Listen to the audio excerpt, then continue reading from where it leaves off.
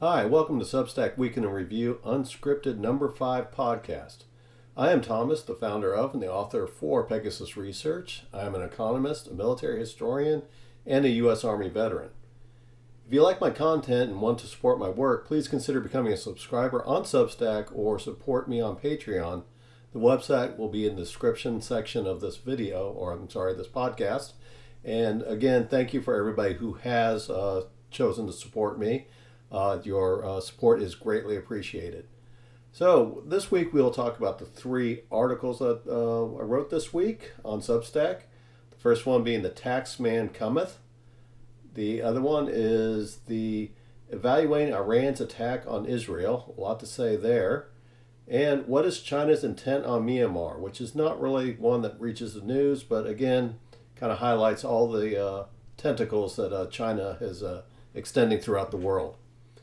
So, as most of you know, this week was tax filing day for most people in the United States, which was April 15th, which was a Monday this year. It is, I don't know about you, but I waited to the last possible moment, not because I didn't prepare my taxes, but because I did not want to give the government any more money any sooner than I absolutely had to. So, hopefully all of you have got that done and you won't have a mad IRS after you. The other day that stood out this week was the Tax Freedom Day on April 18th. Most people don't know about this. This is that milestone of how long it takes you, the average American, I'm sorry, I have more than just American listeners, the time it takes the average American to work to pay off all his federal, state, local income taxes and his Social Security taxes, which also include Medicare. That takes 108 days of your labor is how long it takes to pay off all the taxes that are due to the U.S. government. This year, it's about the same as last year, but every year it just seems to creep up a little bit more. So this year, it's still at April 18th. So happy celebration. Think of the first 108 days you are working for the government. But that doesn't tell all the burden that's on the U.S. Taxpayer, is because there's other tax burdens that are hidden and not hidden that actually hit the average taxpayer after they've already paid their taxes from April 15th. And we'll go more into that. So, when the U.S. Constitution was first written, there was not an income tax. The way the government collected was through tariffs and fees. Now, I do not like paying taxes, but I also know that they are a necessary evil for an effective government to operate. So I understand that. Doesn't mean I have to like it. And I definitely do not like the current progressive income tax that we go over, that we, I don't want to say suffer under, what we live under here in the U.S. So the first income tax in the United States was enacted in the U.S. Civil War in 1862, but this was not actually in the Constitution. So this was a war measure that, unlike many other things in the Civil War, were of questionable legality, but because of the call it the severity, the unusual nature of the danger of the Civil War, there was a lot of things that were just ignored that would normally not. So in 1862, the Union, the North, enacted a income tax that was not repealed until 1872, though there were some Civil War taxes that were not income tax but ran until 1881. The first legal income tax in the U.S. didn't come about until the 16th Amendment to the U.S. Constitution, which was ratified on February 3rd, 1913. And this actually gave Congress not the right, we'll say give them to the authority to impose a federal income tax. So the current tax code that we largely live under was created in the 1920s and the 1930s, especially in the 1930s under FDR, Franklin Roosevelt, who was also the president during World War II and the longest serving U.S. president, enacted many of the tax codes that we see today. So they've tinkered with it, but basically the absolute tax code that was created was basically put together in the 1930s and have been tinkered with ever since, but not substantially changed. So the current tax code is what's called a progressive income tax, And that is a tax that the more you make, the more you have to pay in both absolute and relative terms. So what I mean by that, absolute terms, is if you make more, you pay more. In relative terms, is your percentages get higher as you go higher and higher into the tax bracket. So you might make, let's say, $40,000 and you pay 17% tax. Well, if you made $80,000, you would pay 34. So that's probably too much, but a 30% tax. So the more you make, the higher your percentage that you owe back to the government. So that's the progressive tax system. That's what that's talked about when we talk about progressive income tax. Since it is progressive and not flat rate, the progressive income tax is subjected to changes by the politically connected to lobby to have tax rules amended by the Congress to favor themselves, or that it's used by politicians to use the tax law to favor some constituencies and punish other constituencies. The use of the IRS is often a weapon against people. Example, Lois Lerner, or the use of audits against critics in the media and other politicians. We obviously know that I can name off the presidents have used the power of the IRS to intimidate their opponents. Now, the reason why they can do this is that the progressive income tax has a lot of laws written into it. It's not simple, and that's part of, I would say that's a feature, not a bug, of the income tax system, because it can be easily manipulated by members of Congress to favor the groups that they want to favor and the other ones that they don't want to favor. For example, if we just had a flat tax and saying, I'll throw a number out there, everybody pays 20% of their taxable income. There's nothing to change. There's nothing for the politicians to play favors with. It's just a flat 20%, and there's no additional changes in the tax code as far as write-offs and other things like that. It's flat 20%. That's what everybody pays on their taxable income. There's variations of that, but that's the idea. The simplicity makes it harder for them meaning them politicians, to favor constituencies. A complicated, convoluted tax system like we have a progressive income tax can be easily manipulated by both taxpayers, well-off taxpayers that have smart and groups of tax attorneys and accountants, and also manipulated by the government to favor who they want. So that's the one problem. Like, one of the issues I really have is with our progressive income tax is that it is not, they try to say it's fair, but inherently is not fair, because it can be used for and against favored constituencies in the U.S. So one thing that comes up here is to talk about with the all the new upcoming IRS employees. They said that nobody under $400,000 will get any audits. Everybody knows that is wrong, and here's some of the data that comes from audits. Currently, 15 out of every individual tax filings are audited by the IRS, of which 12.7 are considered low income. Now, it doesn't define what low income is, but I can say they ain't rich. So you're probably looking like lower middle class, lower class, and those are the ones that are audited more often. This is because it takes less effort for the IRS to achieve enforcement collection goals against taxpayers who do not have the resources to hire tax accountants and tax lawyers. Now, the reason why I say this is because if you go in and you have the rich, and let's say they represent 5% of the income, there's less of them. So if you could collect money from them, obviously if you get 10% from that 5%, it's going to take a lot of work, because they have accountants, they have lawyers, they will tie you up in the system. But you go over, instead of going through looking at that 5%, you're going to look at now more, maybe something like 60% of the tax base that most don't, some do, but most do not have the resources to hire tax accountants and tax lawyers, and they can't fight the IRS. So the IRS fears it's easy to go after 2,000 little fish than try to go after one big fish just to collect, let's say, $1 million for an enforcement goal. So it's definitely easier for them, the government, to go after the small taxpayer who cannot afford these accountants and tax lawyers, and can also be easily intimidated by the IRS, because the IRS will do things like seize your bank accounts, make sure that you can't use the money that you have in the accounts, and other liens on your property. Rich people, and I'm not sitting there saying this is rich envy, they're using the resources they have, is they don't have to worry about this because, again, they can have lawyers and accountants go after the IRS. And so they can tie up the efforts of the IRS. So they go in there and say, the path of least resistance. It's easier to go after 2,000 small fish than it's often to go after one big fish. The other issue with the progressive income tax is it creates disproportionate distribution of taxes paid. In 2023, 50% of the taxpayers paid 97.7% of all federal income tax. Now, when we're talking about top 50 taxpayers, 50% of taxpayers, that's talking about from the highest income level.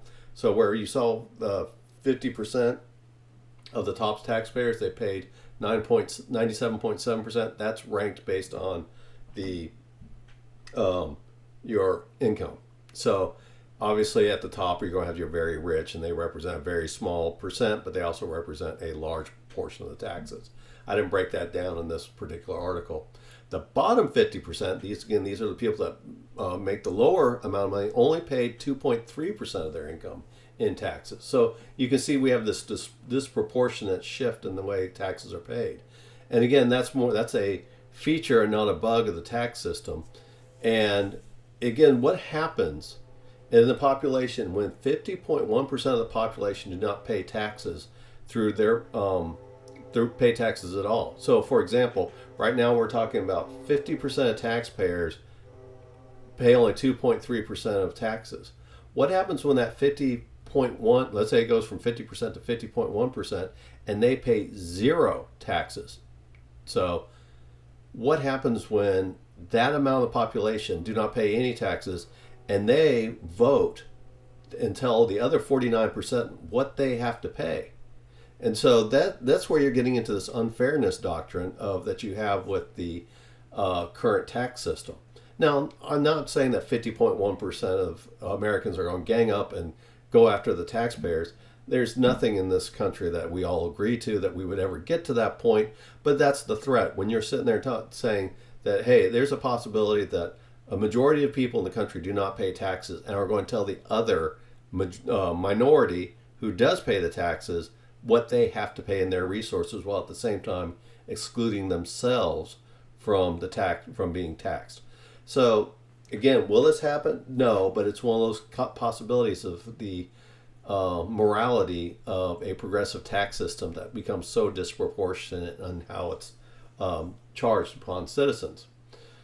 So we go into the other part of the Tax Freedom Day, and we say, hey, okay, it only took me 108 days to pay my taxes, but that's not all that goes into the taxes. Is 80% of your taxes are paid by the taxpayers. That means that there's 20% of all taxes, and this does not include state income taxes. There is other taxes. 20% of all taxes are something other than those direct taxes that we see. These would include something like state sales tax, federal and state gas taxes, and then taxes paid for various services. You open up I know a lot of us have a electronic payment, but have you opened up your phone bill or your cable bill, if you still have cable, and see all the taxes and fees that are on that? Those are things that all of a sudden they just keep taking a little bit more from the average American. And especially when you're in a lower income group, lower income, that starts hurting a lot more. So those are like, even though we sit there and say, hey, we reached Tax Freedom Day on April 18th, 108 days, that ain't all. There's still 20% of the tax man that's going to come get it in some other way. So we're going to kind of go in there and talk about some of the other taxes that were paid. So in 2023, federal receipts was about $5 trillion, of which the individual income tax was $2.3 trillion, Social Security $1 trillion, Social Security disability $174 billion, unemployment insurance $55 billion, corporate income tax $546 billion, Medicare tax $409 billion, other sources which come up to $87.3 billion, which is what's called miscellaneous receipts, railroad retirement of $6 billion, and the Transportation Trust Fund of $42 billion. And then there's customs duties and fees. This is kind of what the original Constitution came up with, how the government was supposed to fund itself outside, along with tariffs, is, and I think some excise taxes, but I'm not 100% sure because I am not a lawyer. But customs, duties, and fees, $102 billion. Excise tax, these are a lot of your sin taxes. You're looking at like tobacco tax is $12 billion, alcohol tax $10 billion, gas tax $53 billion, and estate tax, which wasn't a lot, but it's still $21 billion. When you die, government's going to get theirs. So those are just some of the taxes that the people pay, that a lot of these you don't see, like a corporate income tax. You don't see that. You don't get a tax bill for that. And this is in addition to the $1.3 trillion of state income taxes, including property taxes and your state income and excise taxes, sales taxes as well. So you can see on top of that 80% that you're paying in direct taxes, there's another 20% that you do not see, but you're still paying for it. So here's an example, one that comes up there, and the current administration likes to make a big deal about the corporate income tax.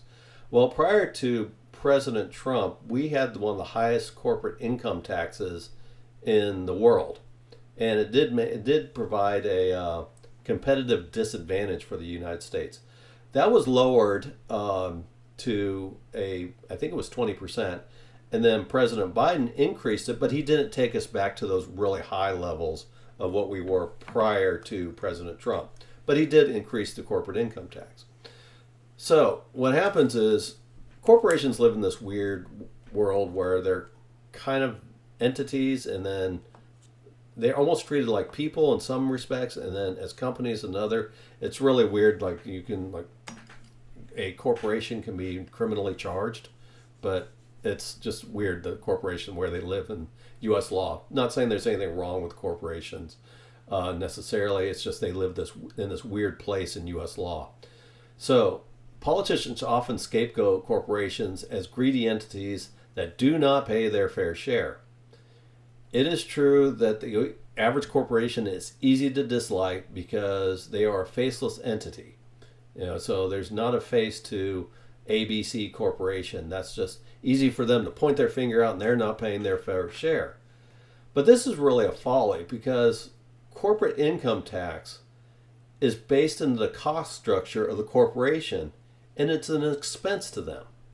So when the corporations go in there, so I'm going to get some business speak here, but when corporations are in the business of creating shareholder value, so they simply do not absorb the federal corporate tax, but distribute it in the form of higher prices of the goods and services sold, or they provide lower wages, lower employment, that means they hire fewer workers, or they reduce share buybacks, which improves the cost of by buying more shares you're taking, there's fewer of them, and if there's less of them, they tend to be worth more, all things being equal. I know you could go into bad business practices and all that.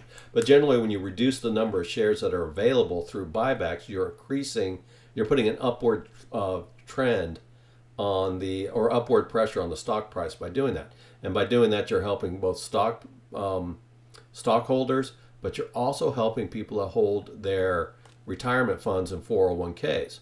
So if you do this corporate income tax, you can reduce, again, lower wages, lower employment, reduction in share buybacks, or increase prices. So the incorporation, but if let's say the powers that be in Congress say, no, we do not want that. You have to pay that tax, and you can't pass it on in any sort of way. So if a corporation was forced by law to do that they couldn't pass on the cost of a tax increase, it would come out of corporate profits, which would reduce shareholder value and reduce the stock price, or it might force the corporation out of business. So again, go into 401ks and retirement funds. A lot of those are in private stocks. Not all, but a lot of it are in private stocks. You push the price down of that and the stock price becomes less, your retirement incomes become less. So that's not going to happen either, because when you talk about the tax code and you talk about the favors and all that, corporations do use their market power to get favor in Washington, D.C. So that's not going to happen, but that's one of the things where there people say, hey, you need to pass this on. Is, well, they need to absorb it without passing the cost on. That just doesn't work, and it's not going to work in the corporate environment or in the current environment up in Washington, D.C. with lobbying. So the corporate income tax is, since it is baked into the goods and services, and it does lower employment, and it can reduce stock buybacks, and it can lower wages, is the corporate income taxes has a high burden on lower and middle class taxpayers. They spend a higher percent of their income on goods and services and less on investment. So they pay the tax burden that is passed on to the customer. So they go in there and they buy more goods from ABC Corporation as a percent of their income. They're going to be paying for that higher stock price, or they're going to be working for a corporation and they're not going to make as much money, or there will be in a department with 5 people that really should actually have 6, but because of the corporate tax, all those things aren't happening. So again, I know you can go in the corporate actors and you can get in the greedy people. Everybody can find a one-off. I'm talking about general rules of this. I'm not talking about any specific corporation being a good steward and other ones being bad. This is just, again, a general trend in what you see in the corporate world. Also, most corporate workers fall in the middle class, and the corporate income tax, as I stated, means that these workers make less and fewer of them are hired by the corporation. And again, going back into 401ks and the IRAs, this is where a lot of the middle class and the lower class make their retirement income outside of Social Security. But this is the major supplement of retirement for most workers. Well, if you take something that hits the stock price, their retirements are going to be worth less. So taxes burdens can be shifted by creating a reduction in the profit margins or reduction in stock buybacks. So anything that these corporations do that impact the amount of workers hired, the amount they pay workers, and the amount that the share is worth, all impact the lower and middle classes. So I always like to say that there's no corporate income tax. All corporate income tax is a indirect tax on that predominantly hits the lower and middle class taxpayer. So next one is evaluating Iran's attack on Israel. So, lots happened. When I wrote this article, the Iranians had not attacked yet, the Iranians had attacked, but the Israelis had not responded. And an Israeli response did happen on Thursday night. Actually, I think it was It was early Friday morning, I think, local time, but it was Thursday night for most of us here. I'm saying when most of us here, I'm talking about the United States. I probably should start including in some of these conversations, because I do have listeners from 26 countries, and thank you all for that. So maybe I need to probably start thinking about putting stuff in Greenwich Mean Time or something like that. If you have any thoughts on that, just drop a comment. That would be, I'll follow up, see what your thoughts are on that. So anyway, evaluating Iran's attack on Israel. The Iran's Revolutionary Guard, this is separate, again, as my prior article from last week, there's the Iranian army and then there's the Iranian Revolutionary Guard Corps. One serves the country, the other one serves the Ayatollah, much like China doesn't have a national army. They have the Red Army, the People's Liberation Army. People's Liberation Army actually reports to the Communist Party, not to the state of China. So the Revolutionary Guard Corps acts much in the same way as something like that, where it reports to the powers that be, the Ayatollahs, and not to the state. So the Iran Revolutionary Guard Corps and Iran's proxy groups in Lebanon, Yemen, Iraq, and Syria attacked the Israeli homeland on April 13th, 2024, with 300 drones, cruise missiles, ballistic missiles, and an operation called True Promise. Now, the original report said 300, and then I think last I heard it was like 331 missiles. I don't know if it means that's how many actually made it to Israel or how many were shot down on the way. Actually, I don't think 300 even made it to Israel. I think a lot of them were shot down over Jordan, over the Arabian deserts, on the way to Israel. So the primary target was southern Israel in the Negev desert. And this is the home of an Israeli air base that launched the April 1st attacks in Damascus that started this whole attack process. Because when the reason why Iran attacked Israel is because Israel bombed a consulate facility in Damascus, which killed 13 people, including 2 high-ranking Iranian generals of the Iranian Revolutionary Guard's Quds force. So that's what started this whole process. So the question came in there is, if the attack was directly on the homeland of Israel, would Israel respond? And which they did lead, which they did on April 18th. And so this is this response, counter-response activity. So this was a concern that when the the Damascus attack happened, Iran threatens to attack, they attack Israel. Okay, are they going to attack? They did. Now is this going to cause another counter-response where we're getting this escalating cycle of war between the two? It looks like from now, Iran's actually standing down. Israel's response was a rather muted response back to the against Iran. So it looks like things are kind of winding down, that neither party really want a war. And it seemed like a lot of this was a face-saving exercise between the two. So we can hope that things will start winding down. But we'll see, more to come. Never say never when it comes to this region of the world. So here's what my general thoughts were on this attack was, at first I didn't think Iran would directly attack Israel. That's from a paper from the previous week. I was wrong on that. But then I started looking at the attack more and more, and there's 2 camps in this. One is the Iranian attack was feeling out the Israeli defenses. It wasn't a complete failure, even though they lost about 99% of their inbound missiles to the coalition. The other one is, well, it forced the Iranians were able to map where the radar sites and the air defense sites were for Israel, and so that they would have a better idea what to do in the future. My other concern is yes, they did fire some older missiles towards Israel. My argument, I'm in the camp that this was more show than it was teeth. Yes, they did shoot it towards an airbase in Israel, an airbase that was responsible for launching the Damascus attack.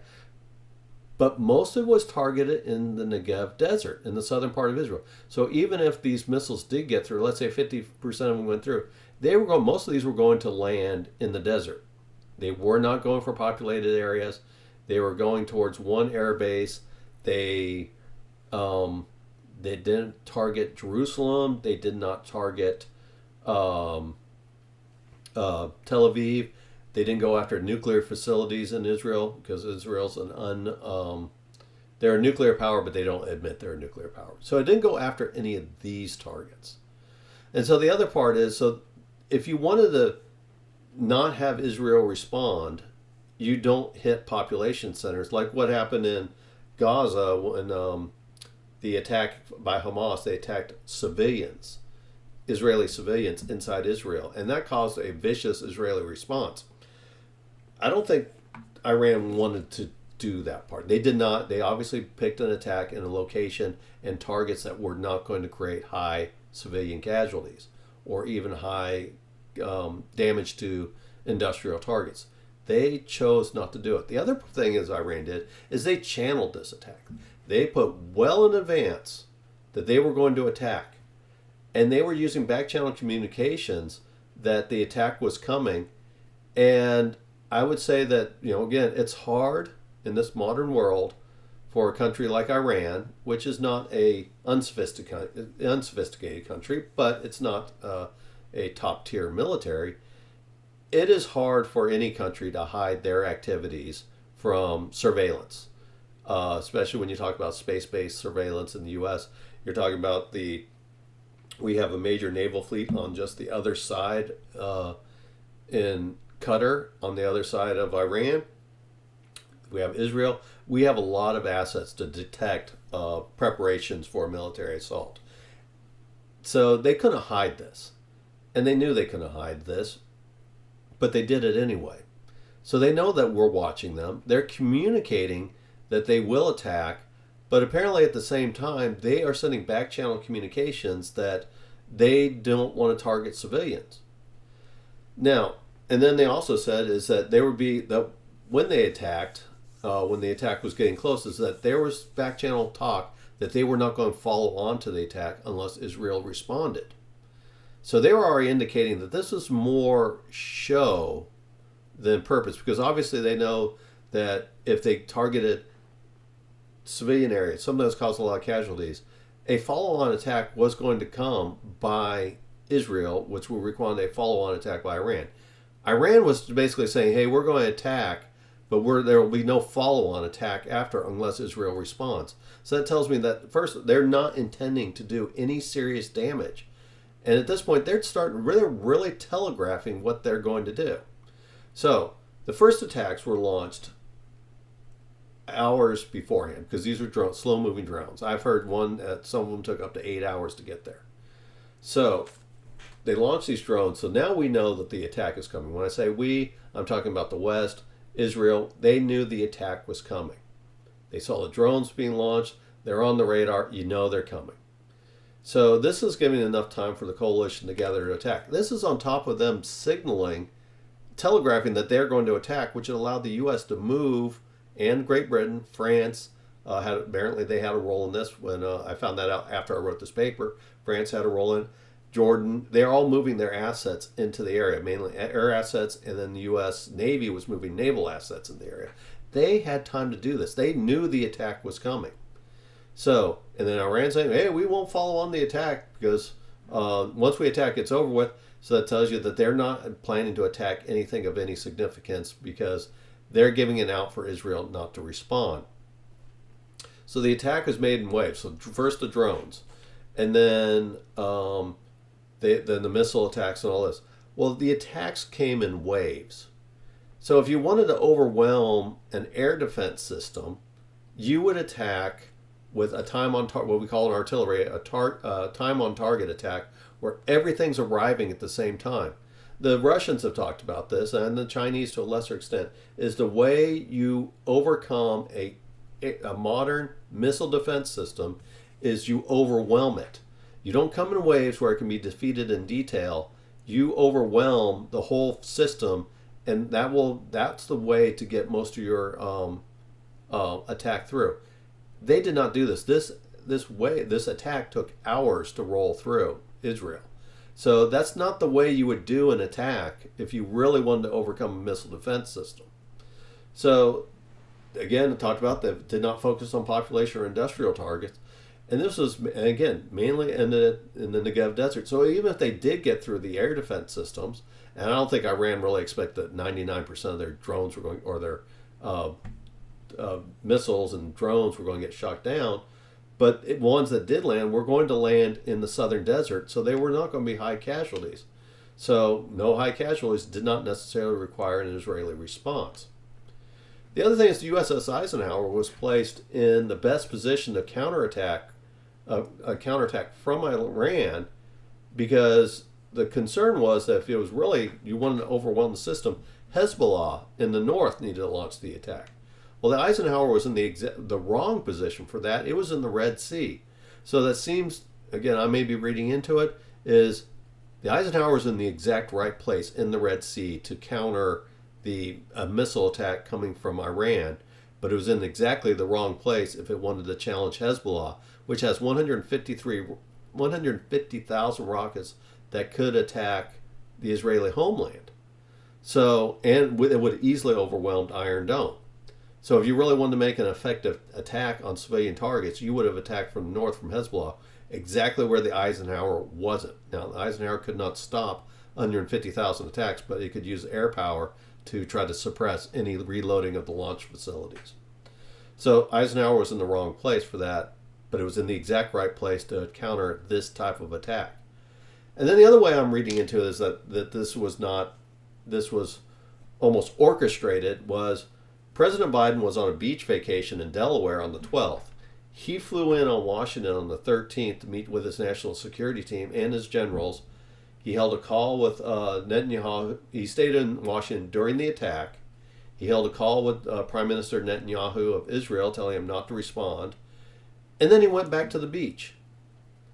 If he thought that the attack was going to continue, and he would not have left, he would not have gone back to his beach vacation. He was so assured, him and his national security team were so assured that Iran was not going to follow up, that he could go back to his vacation because he didn't have to worry about there was no follow-on attack that was going to happen. He took Iran at its word and he left. So that seems to be a pretty good indication that you weren't worried that this was going to be an ongoing attack. So a lot of indications is this was more of a face-saving attack to show Iran, to show its proxies and its hardliners that it did something. And in the end, it didn't really do anything. Now, I will admit there are a legitimacy of saying that this was a way for the Iranians to feel out the defenses of Israel. But I still don't buy it, especially when you're coming in waves. The fact that President Biden flew in, he knew before the 12th that this was coming. He flew in Washington on the 13th, met with his advisors, and they flew right back out, went on back on his vacation. This is not what anybody does, president does, if they think that this attack is going to be ongoing. So that's just my indication that this was more show than anything. An expensive show for, I think I heard, it cost the Iranians 300 missiles, and I heard it cost, again, unofficial, nobody's released what they have, $1 billion of air defense artillery and missiles and all that to shoot down all this incoming attack. So very expensive attack that felt more like show for both sides than anything else. So it does look like, again, Israel did attack the Iranians on the 18th. The Iranians, for the most part, have not really responded.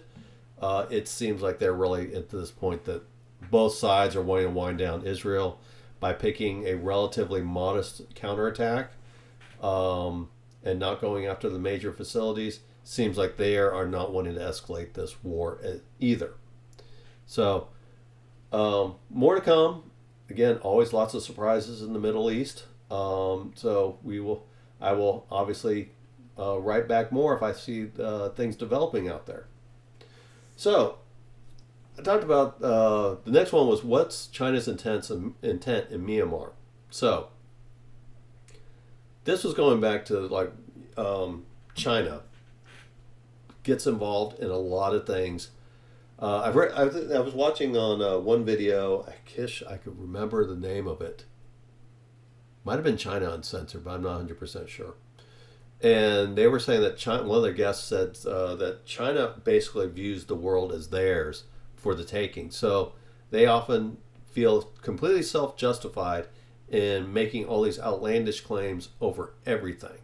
So they've got their tentacles in a lot of things, and they always try to claim that they're the aggrieved party in this, and other countries are being unreasonable for the claims that are just so well placed or so well documented that there's no reason that anybody should oppose China's claims in the world. So let's talk about, I started out talking about this one, was the Chinese Communist Party's well-documented disputes with its neighbors. Of course, the threat to invade Taiwan and making it part of the Chinese mainland. Obviously, that's a big one. Also, on the ongoing disputes in the South China Sea, most notably with the Philippines. I've written a lot about this, and Vietnam. And now Vietnam in the South not only has the dispute with China in the South China Sea, now China is trying to claim parts of the Gulf of Tonkin. Yeah, the Gulf of Tonkin that started our involvement in the Vietnam War. That very Gulf of Tonkin. So China's claiming parts of that. In the East China Sea, they have disputes with Japan with the Senkaku Islands. In the Himalayas, they got an issue with Bhutan as well as India in what's called the Line of Actual Control. This does not include the internal issues such as repressions in Tibet, if you want to call Tibet an internal issue, the Uyghur Muslims in Western China, the raiding of international fisheries, where China sends their fishing boats in places that they should not be fishing when they're fishing in other people's or other countries' territorial waters, the repression in Hong Kong, the cutting off of the flow of water to its southern neighbors. Basically, China's damming up. I wrote an article on this where China's using dams in the rivers, in the southern flowing rivers in their country, damming these up for hydroelectric power and for flood control. And in the process, they're cutting off water to its southern neighbors, which is putting a lot of stress on the way of life in a lot of these regions, like the Mekong Delta, parts of Laos, Myanmar. So this is, again, China being a great neighbor, or the repression in Hong Kong. So at some point, I just said, at some point, China needs that, the world must ask China, it's not me, it's you, because China is the constant flashpoint in this. Now, having been an American, I know, hey, we've been in our fair amount of mix-ups as well. So, can't really claim any type of saying that, hey, we're the U.S. is clean on that either. But China is one that definitely flouts international law in many things. I know that you could say the same thing about the UN Charter, stuff like that as well. But you see that China leadership is ratcheting up pressure on Myanmar now. So, getting through all those, so Myanmar had a coup in February 2021. Now, Myanmar actually has a common border with China. It's borders on southern China. It's Myanmar's northern border. And this is a natural place for trade. Obviously, if you have a big country to your north and a poorer country to your south, it tends to be an area that can be, you can easily become big trading partners. U.S. and Mexico is an example of that. So, obviously, just being natural location, it's China is Myanmar's biggest trading partner. So, the current civil war started from a coup from the military that overthrew the civilian elected government in February 2021. This precipitated a civil war in Myanmar. So, the result of the civil war was that it ended all foreign investment projects, including China's, and it also put sanctions in place against the new military government. They called it a junta,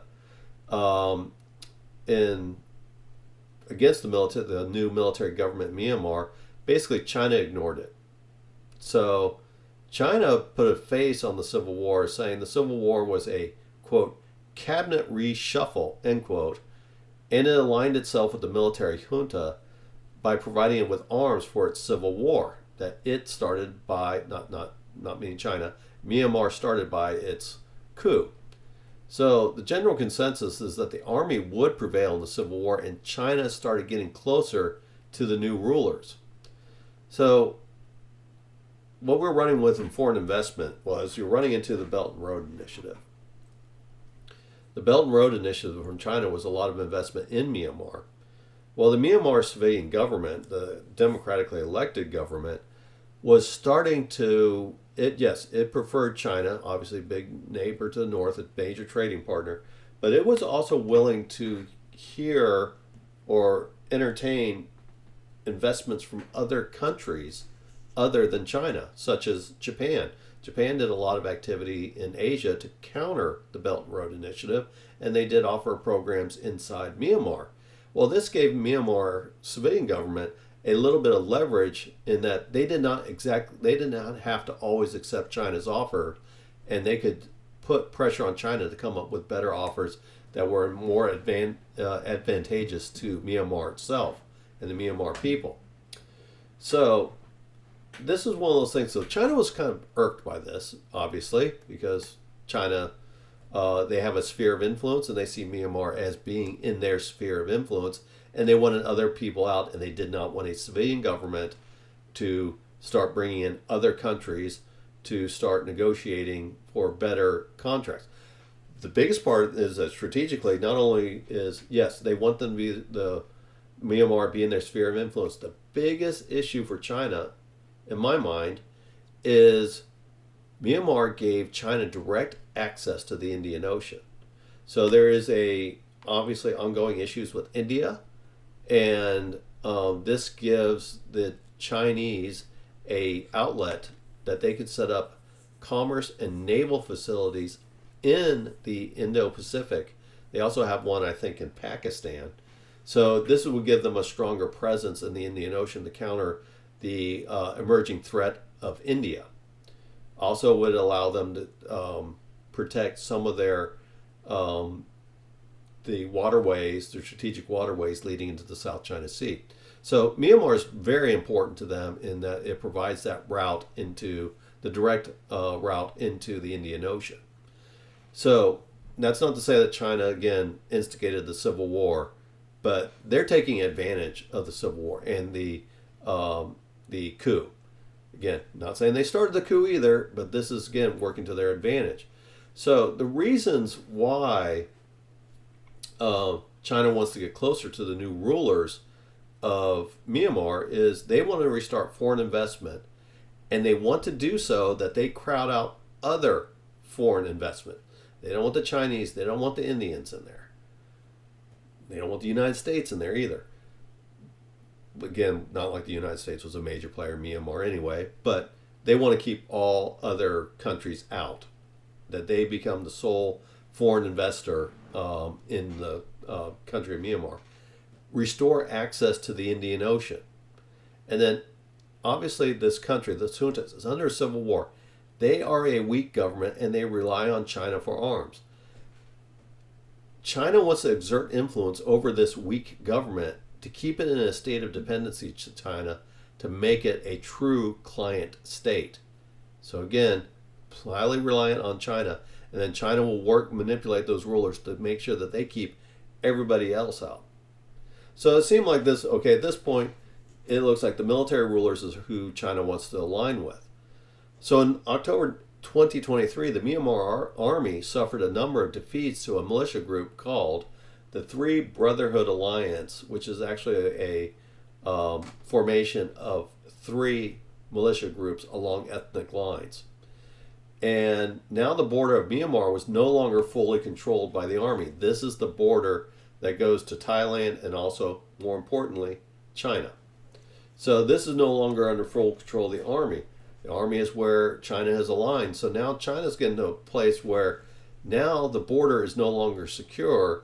So this becomes now where China is becoming very concerned on this. So China has a lot of cross-border commerce, as we said. Mainly things that they do in the cross-border regions is mining for rare earth metals, and then relying on investments across the border. So obviously, because that's the easiest land route is just going through Myanmar through China. That's the easiest way for investment and cross-border trade to occur. China has a lot of headwinds in their economy, so they're not happy that all of a sudden the flow of trade and investment on the Myanmar border is now in question because the ruling government of Myanmar is no longer in full control of that government. So now you have an uncontrolled border on the Myanmar-China side, and now Chinese crime syndicates are willing to set up on the other side of the border to avoid both Myanmar and Chinese authorities, because again, Myanmar authorities have been kicked out. China is starting to stay friendly with them and have not taken the step to invade into Myanmar. So what China did was in January 2024, seeing that the army was not strong enough to kick or to push the Three Brotherhood Alliance out of the area, China negotiated a ceasefire in January 2024, and this was a short-lived ceasefire. The fighting continued. China was frustrated by the situation because what was happening while this fighting was going on, there was spillover fighting across the border. So you had air attacks from the Myanmar army crossing over into China. You had artillery rounds landing in China. you also had a lot of Chinese workers inside Myanmar that were also threatened by this fighting. So China decided starting that they would conduct a number of live fire exercises on the Myanmar border. And so the goal was by China was a exercise to exercise practicing defending airspace, perform reconnaissance, and repelling cross-border incursions. So obviously just by specifying the intent of the exercise, the live fire exercise, they're signaling to the Myanmar government what is a concern to China. It was a signal that they wanted to show that they would use force if the order was not restored to Chinese liking. Because again, China wants to continue this cross-border trade. They cannot get a secure crossing or direct access to the Indian Ocean without a secure border. They cannot do investment in cross-border trade to help the Chinese economy if the border is contested and closed. And they also have a control issue because they have their own crime syndicates operating inside Myanmar outside of Chinese control. So China, again, their support was mainly to the junta, but as with all this live fire exercises going on, the Chinese took the unusual step to influence both parties. So they actually started providing support to not only the juntas, but they started providing support to the militias. And the questions around why are they doing this, and I think one of it's twofold. Is one, by keeping friendly relations with the militias, if the militias prevail, China will have some influence because the militias will not see China as the enemy. And again, the militias that they take over, they will be weak as well and be susceptible to influences from China. At least that's what China hopes. Maybe not as compliant as the military junta, but it would be a little bit more controlled. The other part is, I talked about those Chinese crime syndicates acting inside the border. China wanted those syndicates out. They wanted those people turned over. So they were providing support to the militias to start breaking up those Chinese crime syndicates inside of Myanmar. So they're kind of using both sides to be able to start providing the junta. So China was being duplicitous by providing support to both sides. But I think really it's self-serving. They want to make sure they have some good relations with whoever could be the prevailing winner of the civil war, but also that they have some power to exert back over the Chinese crime syndicates. Now, in my mind, I think this is probably rightfully so, is that China is a totalitarian government. They would prefer to have a totalitarian government in charge of Myanmar. Not have to have the winner of the Three Brothers Alliance, and creates a democratic process. Democratic processes are messy. China, they don't care what happens to Myanmar people.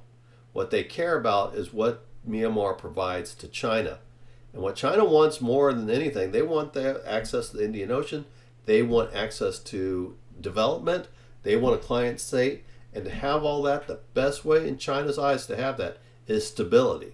China wants stability in Myanmar, and they will do whatever they can to get it.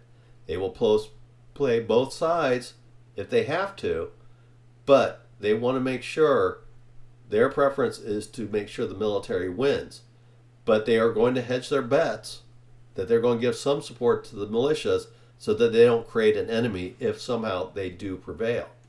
So that's just what we're talking about, more about Myanmar. Not a topic that typically gets discussed. It's just interesting once you kind of start going into the history of all the things China's been involved in. I spend a lot of time writing about what they do in the South China Sea and with Japan. But this is just another example of where China is getting involved in another part of the world as they assume a aggressive foreign policy. You could say it's an aggressive foreign policy, very similar to U.S. foreign policy. I definitely have my thoughts more about communism and its intent on the world versus a more liberal view of things. Again, so I have lots of thoughts on that one. But anyway, interesting to see that all the things that China is getting involved in. So I'm sure more to come. Don't see that civil war ending anytime soon. It'll be interesting to see if China moves into the cross-border exercises, turn into incursions into Myanmar. Interesting to see. I don't see China wanting to do that at this point. I think they'd rather threaten a small neighbor and have the appearance of military power than risk an embarrassment of a cross-border incursion, like they did in Vietnam in the late 70s. I don't know if China if that's a fight they want, and create a messy situation, because if they end up fighting the militias and the militias at some point end up winning, that would create an enemy. So I think in my mind is China really wants to stay out of this war.